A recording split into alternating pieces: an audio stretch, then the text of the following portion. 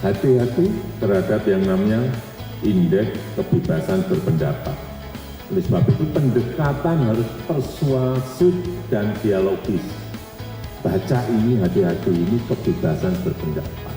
Tapi kalau menyebabkan ketertiban masyarakat di daerah menjadi terganggu, tidak sopan.